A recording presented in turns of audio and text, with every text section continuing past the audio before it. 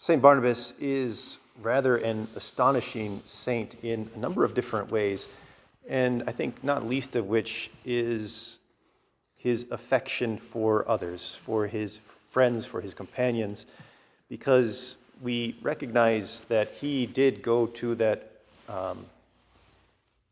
he met Saul early after his conversion and was with Saul and preaching to the people in Jerusalem and to the apostles, vouching basically for him that his conversion was real. He developed a friendship with him. He saw in Saul that something had truly changed. He was no longer the same man who was persecuting the church, but now was truly a disciple.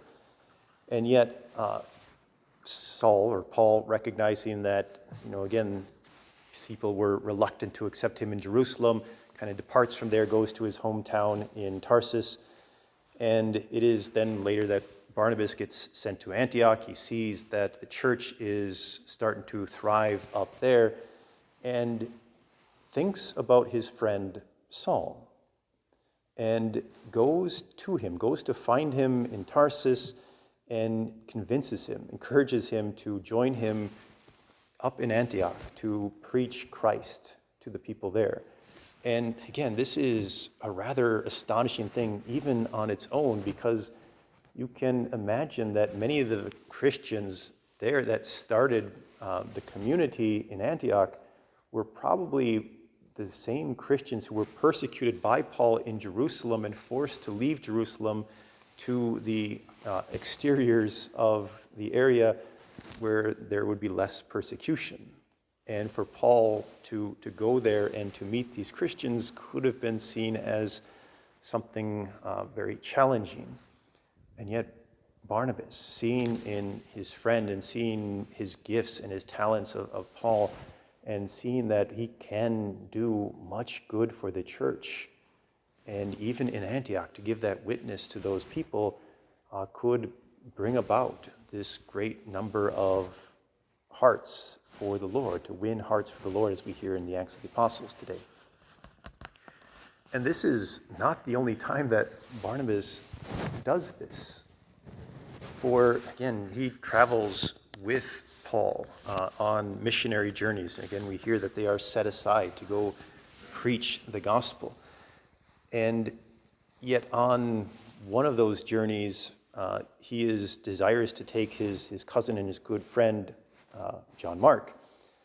And Paul basically says he doesn't want Mark to go with them. And they have a disagreement.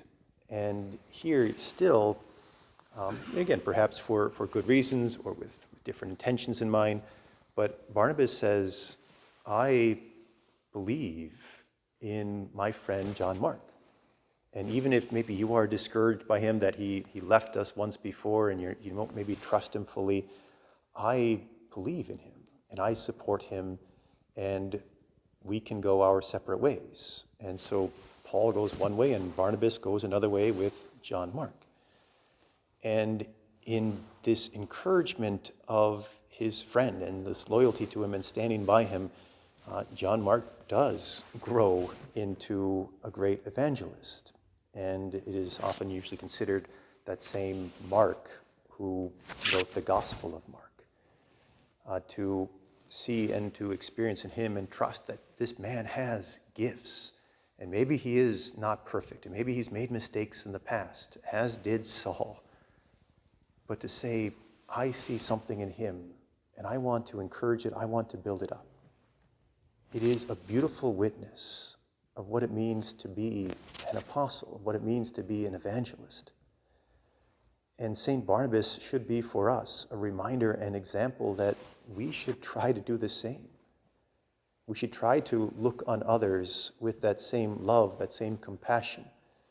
We should try to look beyond maybe mistakes that they have made or things they have done in the past, and to see the gifts that God has given them, to see beyond the experiences to that faith in what could be, and to be there as that mentor, as that encourager, to be there as the one who will support them and lift them up and help them to be who God is calling them to be. And it is in doing this that, again, we get some of those great evangelists from that intercession, that work of St. Barnabas. And we too, if we have that same attitude, can encourage others in their gifts and can bring about that new evangelization, that new evangelizing spirit into our world, that many more might hear the gospel of Christ, might come to believe and be turned to the Lord.